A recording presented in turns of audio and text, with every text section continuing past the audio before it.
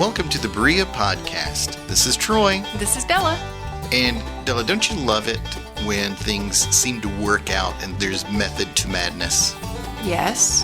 Where are you going with this? All right, let's go back almost 1 year ago, 11 months almost to the day. It was October 7th, and it was the Know-It-All Festival at the Madison County Public Library, both branches, the Berea and the Richmond one. I was asked to speak about podcasting at the Berea branch. I went and did that. What do I remember that you did on that day? You went to Kings Island with a friend, right? Yes. So am I here to say yes? I think because I could say more. I have words. Didn't you? Did you Yes. or did you not, Miss Justice? I could elaborate, but yes, that is where you think I went last year. Gotcha. And you have no evidence to the contrary. You mean as to my memory? Yeah. No, I have. I know I was not at the Know-It-All Festival. Because you were at Kings Island. That's what you say. I do not remember that. So anyway, we went to Kings Island yesterday, didn't we? Yes. See? I don't. Where did we go yesterday? I'm not really here. You can do this all without me. You can just do it all without me. You don't even need me. You're asking like rhetorical questions that don't really need a response. So I thought with all of these stars aligned, what we could do with this episode is go back in time and revisit some recordings I made at last year's Know-It-All Festival. Release this episode on September 7th, and we've got October 7th.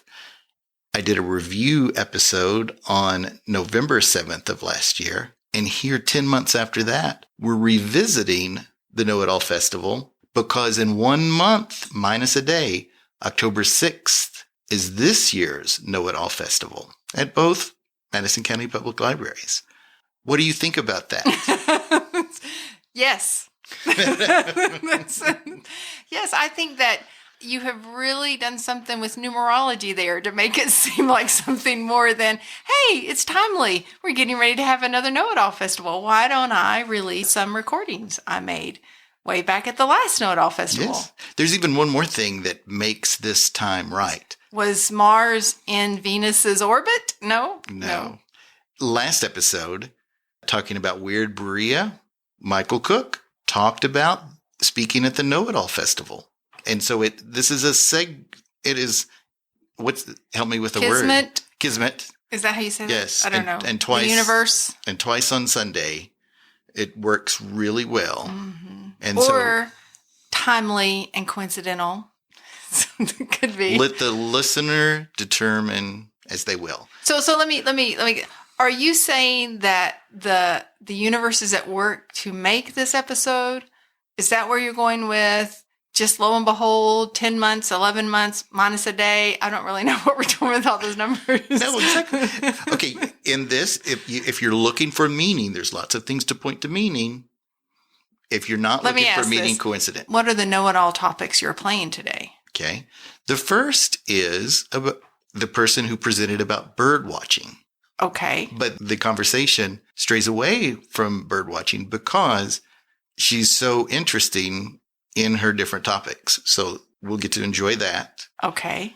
The second person is a person that tells us about the instrument. Diggerty? Close. Diggery-doo. Diggery-doo. Yes. You'll hear him play that, talk about its history. That's the depth of knowledge that you get into talking about a specific topic for 20 minutes. So if you've not made plans for October 6th yet, plan to go to the Madison County Public Library. But are these the topics this year, or do you know the topics this year? No, they'll be on the website, and we'll make sure to link to that when it comes out. But my goodness, it's such a wonderful day. I'll be teaching another class about podcasting again. This time we'll look specifically at the act of recording a podcast. So we may do a live one that we'll release afterwards, maybe on November 7th again. Weird. It's weird how it's all coming together. See, Things exactly. happening in the fall. I'm teasing. True. We'll see how that happens. But with no further ado, we'll go to the first interview, and then we'll pick up as the class begins about the diggery-doo. Coffee shop. She was my Patricia and I worked together. I am here with Gretchen Bolton. She's getting ready to go on to talk about bird watching. I want to make sure to snag her before so she can tell us about that. But before that, tell us about your experience with the Know-It-All Festivals. You've been doing it for 3 years, right? Yep. I've been doing it for 3 years, and I initially started because I took the Master Gardener class at the Extension, and Gotcha. this counted as volunteer hours because as a Master Gardener, you need to have volunteer hours. Sure. So this worked great. So while I'm a Master Gardener, I'm not really that good at gardening, but I'm a bird person. So let Okay. me share my bird stuff. So this is, like you said, this is my 3rd year of doing this, and that's the way I got started with the Master Gardener program. And I've done nursing homes for the last 2 years, which was really cool because I haven't been to nursing homes in the area. So I went to one in Richmond last year and then the 2 in Berea this year. So doing the Know-It-All Festivals teaching me more about my local area. Oh, nice. And I just like to talk about a big hobby that I have. So I like to talk about the binoculars you need to get to birdwatch, where you should go when you're birdwatching. And here are some places you should probably go to birdwatch. The most popular is going to be at Berea College Forest. Okay. So the Now, Pinnacle. is that the Pinnacles Yeah, are yeah. out behind in Brushy Fork area? Well, both of those are really good. The best place is the College Forest, where the Pinnacle is. Okay. Gotcha. Because there's just more. Somebody just said my name. Sorry. There's more variety. Okay. I go in the cross country field sometimes too. Okay. In the Brushy Fork area Gotcha. to birdwatch. So what are some particular birds we should look for as we go out there that are neat, good finds? Yeah. Well, it depends on the part of the year. Of course, in the spring is the best time to birdwatch to see warblers. They're here in the spring and they're singing all the time. Some of them stay here and breed. A lot more go north. Okay. Right now, it's fall. A lot of them, everybody's going back home. Okay. So you can get out there right now and see some birds coming through, but they're not going to sing, so it's going to be harder to see them. But in the spring. Yeah, they would do. but in the spring. And what does a warbler look like? A warbler is just a tiny bird, about the size of a chickadee. Okay. A little bit slimmer. I can show That's you the a size of a picture. chicken leg? A chickadee. Okay, Chickadee. right. But that's about the size of a chicken leg, right? That's my experience bird watching. Oh, okay. So, yeah? No, it's a little. It's Even a half smaller? It's Half the, a chicken it's leg. the meat on the chicken leg. Oh, okay, good. Yeah. All right, gotcha. That's super small. Right. Yeah. So Okay. and they move like crazy, so it's hard to catch them, and you might see them for 3 seconds. I mean, and that's a good day. Okay. But then you follow it. I mean, it's But it's the sound that cues you in the spring. yeah. Yes, with absolutely. The warbler. Okay. What I want to be the best place to birdwatch is in your backyard, Oh, really? so Okay. that you can, I get excited with the birds I see in my backyard, which makes me go out to the woods and find some Okay. more birds. Now, so what could I do to make my backyard more bird friendly? Okay. You want to have the right kind of plants that are, and that can be Grass. Yeah. No, Right, that's all right, I right. have. Okay. And dirt is what I have in the Okay. backyard. That's enough. All you need now is birdseed. Oh, and that would do it? Okay, so add birdseed. Grass, dirt, birdseed, Okay. and some good feeders. You're going to end up feeding your squirrels no matter what. So Okay. just give up on that and feed everybody if you're going to feed Okay. birds. You can get different kind. There's different feeders based on the birds you want to see. Different kind of seeds, maybe mealworms, and depending on where you live, mealworms. Maybe you can get some bluebirds in your yard. I live in town, so I'm a little too close to town to get bluebirds. But Okay. a bird bath is something great to have. Okay. Which my favorite thing is in the winter when there are 2 inches of snow, I have a heated bird bath. Holy cow. And it just kind of, it's not like a hot tub. It just keeps it not frozen. And that's the time I would get bluebirds or any weird thing. So that's exciting. Oh, great, 3 inches of snow. You're excited, I'm and then you start watching. Right. Okay. So hopefully you can make your backyard a great place for birds, a bird friendly. Keep your cats away. Keep Okay. your cats inside, have a bird bath, and just have consistent bird seed. And Okay.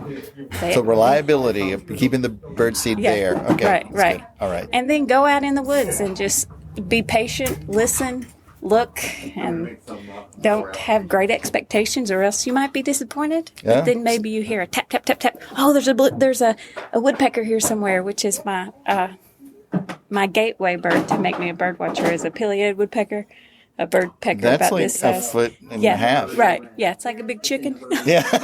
But like, again, I'm chicken. Right. 100 feet up Right, a right. tree. But it's just a fun And those hobby. kind of woodpeckers are around here? Yeah. Yeah. Oh, wow. Yeah. Does it have a red head? Mm-hmm. Okay, Yeah, gotcha. Maybe woody woodpecker kind of. Yeah. But yeah. That's so, awesome. Yeah. And that was the one that's like, whoa, these birds are here all the time. How have I missed this? Yeah. So anyway, that's what made me a bird watcher. That's But excellent. anyway, That is so great. Well, thank you so much. If someone had a bird watching question, could they reach out to you? And if so, how? Do you have an email address? yes, I have an email address. You could reach me at GEBOLT, that's GEBOLT, at gmail.com. Great. So expect people to follow up because it sounds exciting. All right. Thanks. Coffee shop. She was Patricia and I worked together. Is it 11? Are we ready to go? It's ready to go. All right. You'll probably speak up anyway, so the louder the better. Okay. Well, my name's Steve Parsley, and I've been obsessed with this instrument for a really long time. It's from Australia originally. It's called a didgeridoo. That's the English term for it.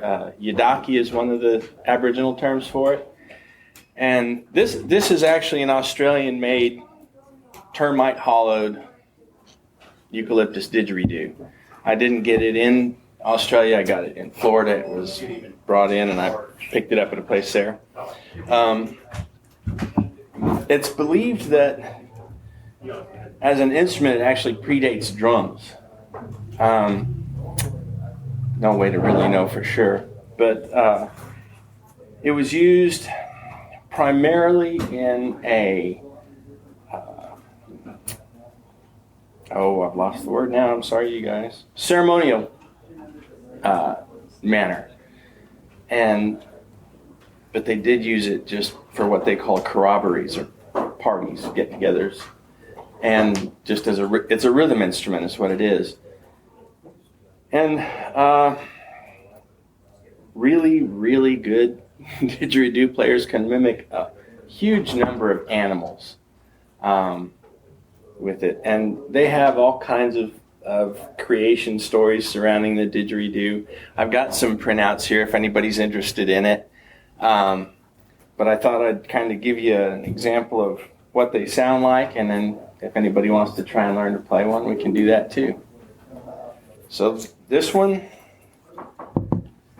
is the eucalyptus didgeridoo, and I'll pass it around just if nothing else so you can feel the weight of it. It's just incredible how heavy it is.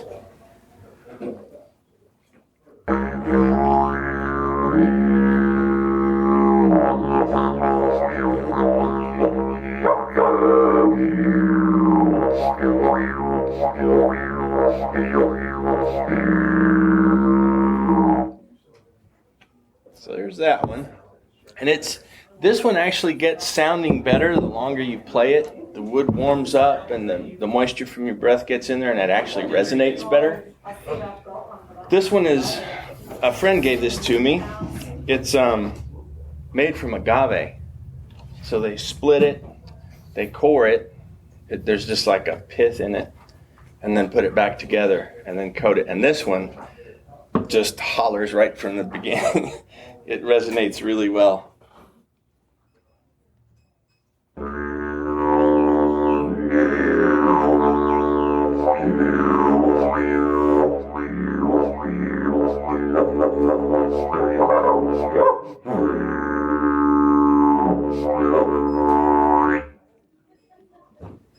So that's kind of the basics.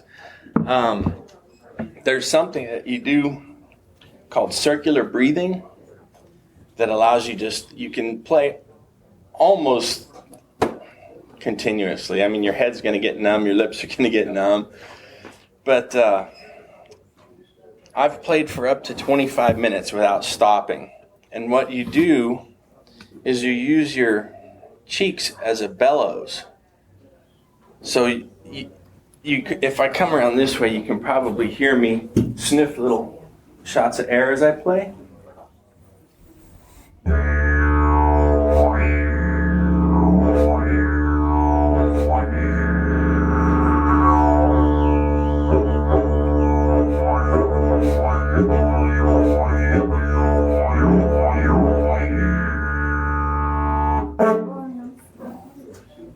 All I'm doing is flapping my lips, making a raspberry.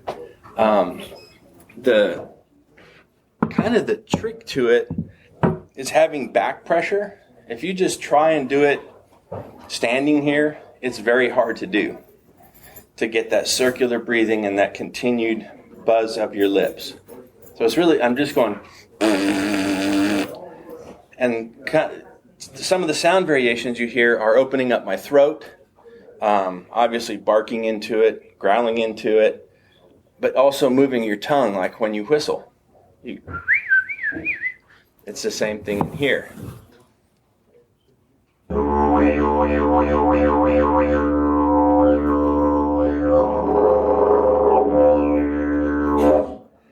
you can roll your tongue. You can combine that with barks and yips and howls. Are there any questions? You studied this for a while before you started playing. I did. The first time I heard it was in this really cheesy movie from the 80s. And the minute I heard it, I was just obsessed with it. And The God's Supposed to Be Crazy. No. And Yahoo Serious in, I can't remember the name of it. No. Oh, okay. The Coca-Cola Kid. Oh. The woman who was in Pretty Woman, Julie Roberts, her brother was in this movie. He worked for the Coca-Cola Corporation. He goes down to Australia to try and market Coca-Cola. Well, they have their own cola. And so he tried all kinds of things to try and, get people interested in it. And he was all bummed out one day, and he came walking out of this office building, and there was an Aboriginal fellow sitting up on a wall playing a didgeridoo. And he's like, "That's the sound I need." And I was like, "That's the sound I need."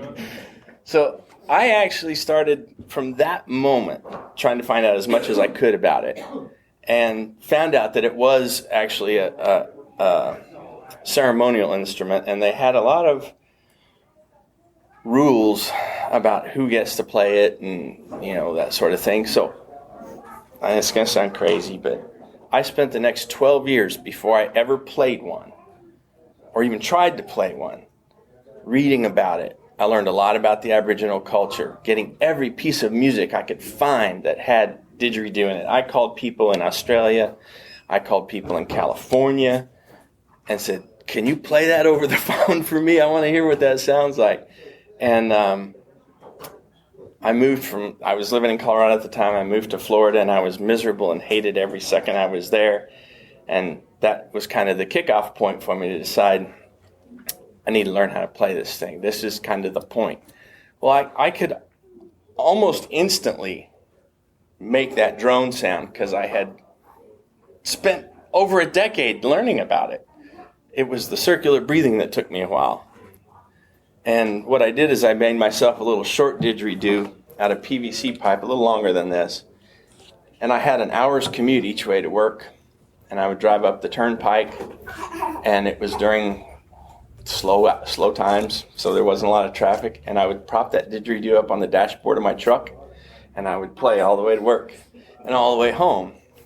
And doing that, I forgot about what it was I was trying to attempt to learn, and I was able to just do it, listen to the sound, and not hear that break. And it took a couple of weeks of doing it that way, and pretty soon I was circular breathing and never got pulled over, but did have a cop circle me one time trying to figure out what in the world I was doing. Never saw any smoke coming up, so he decided to leave me alone. And then one evening I was pulling off the turnpike at my exit, and this car came up next to me, and the extremely dark tinted windows rolled down, and I'm like, oh God, what did I do to these guys? Did I try to run them off the road? And the guy rolls down the window and goes, dude, what kind of snake is that? I said, dude, what do you think I'm doing to this snake? It's not a snake. So I stuck it out the window and I played it, and they just howled and thought it was the craziest thing they'd ever heard, and off they went. But those are my only 2 incidents driving along playing my didgeridoo. If anybody wants to try, we've got these are just golf club tubes, and they really work pretty well. I've taught people to play them before. Much higher pitch.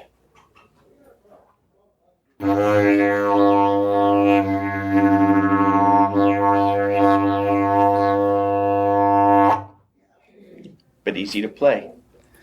If anybody wants to give it a try. You can make those out of PVC too, right? Yes, I actually, when I was living in Florida, during one of my more obsessive times, I started making a lot of them. I got myself a respirator, and I would heat them up, and they'd actually end up looking a lot like this. I would just burn them. And I started engraving them just with a Dremel tool, looking up various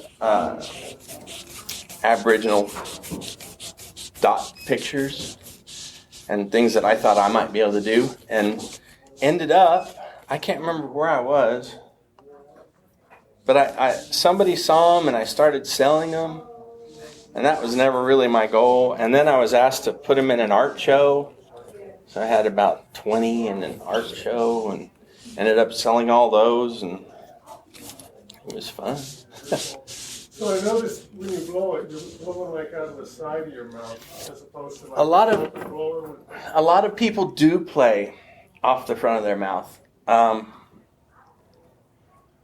Once my lips kind of get going and I've played for a while, I can, move to the front. And for me, there's more control because I'm only allowing a very little amount of air to come through my mouth. When you come to the front, you kind of lose that air a lot quicker. See, I can't even get it going. It just dumps out of my face. But if I go off to the side, I have much better control.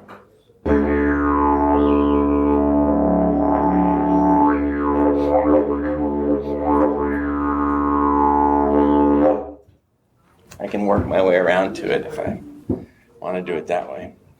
But lots of people do play off the side.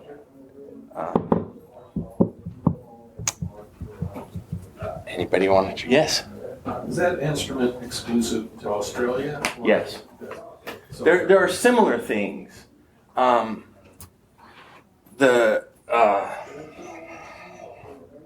In Tibet, they have those massive horns. They're not really played the same way, but they're just an aerophone. There's no reeds or anything in it. They do have a mouthpiece, more like a tuba. It's a pretty big mouthpiece. And it's actually originally was only used in northern Australia. It wasn't all over the continent. It kind of spread around, but it was a northern Aboriginal instrument primarily. And the only other thing, they would play clapsticks, or what we call claves, and that was it. But it's really interesting if you can find. The first Crocodile Dundee movie has a little bit in it, and there's a scene where they're around this fire and they're dancing, and their stomping is also part of the rhythms that they create. They're stomping on the ground as they're dancing, but really it's just this.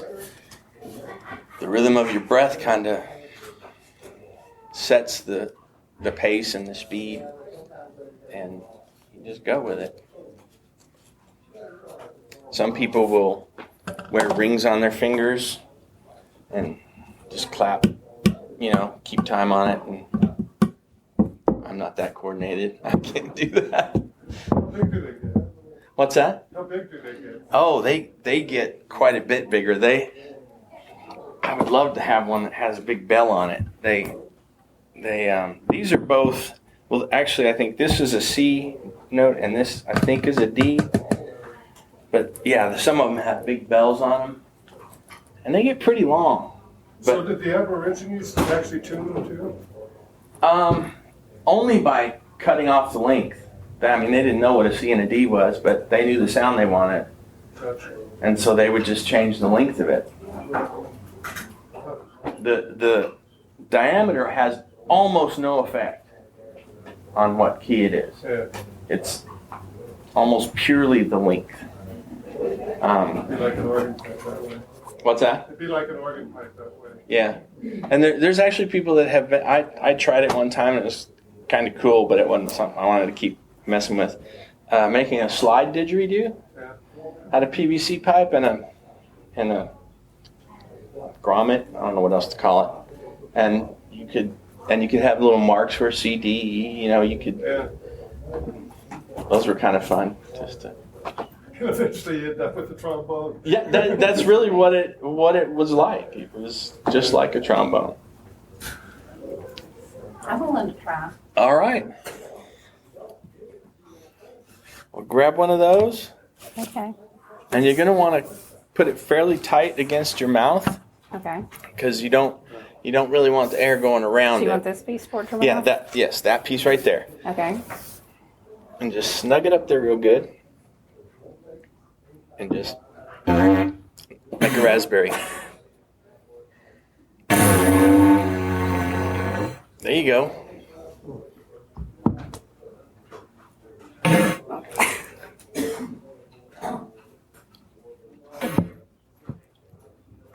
Yep. See the very beginning of it. You had it. Yeah, I had it for just a minute. Yeah. Are you gonna try? So this is You eucalyptus. just Yes. told me to make a fool of Is- myself. All right.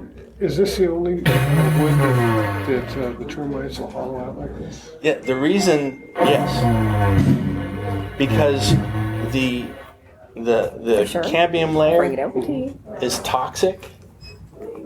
It's like a Melaleuca tree. I don't know if you're familiar with those. They have those in Florida. So they would. Sometimes it'd be a sapling. Sometimes it'd be a branch off a bigger tree.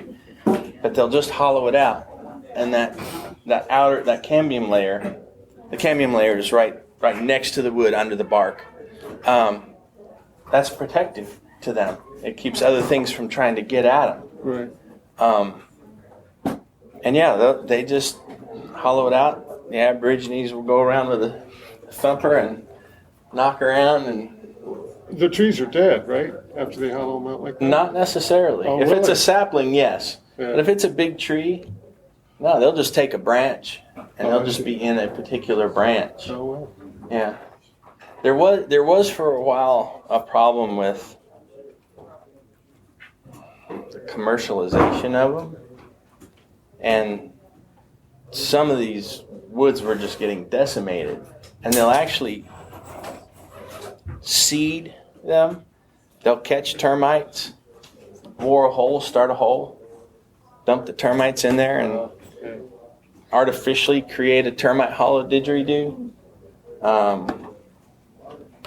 Which was one reason I called this guy before I bought this didgeridoo, to make sure that, That was a I good looked him guess. up on the internet, found out how he did it, and he was one of the knockers. He'd go around out in the woods and just see what he could find. It wasn't his primary income or anything like that. And Very cool. yeah, thanks. So you're here in Madison County and you just practice it. Yeah, I just play at home, and that's there. I've met a few people here in funky little Berea that maybe 3 Yeah. other people that play the didgeridoo. We've gotten together a little bit. How far back with your research, did they talk about circular breathing? Is it Oh, it's history? yeah, it's Really? yeah. Gotcha. It goes way back. Now, Okay. again, they don't have definitive proof of that, but through there's a pretty powerful storyline within the Australian Aboriginal culture. So they can take it back a ways, but then it just becomes part of the cultural mythology, But as far back as anybody knows, they were circular breathing. That was part of the ceremonial aspect of it.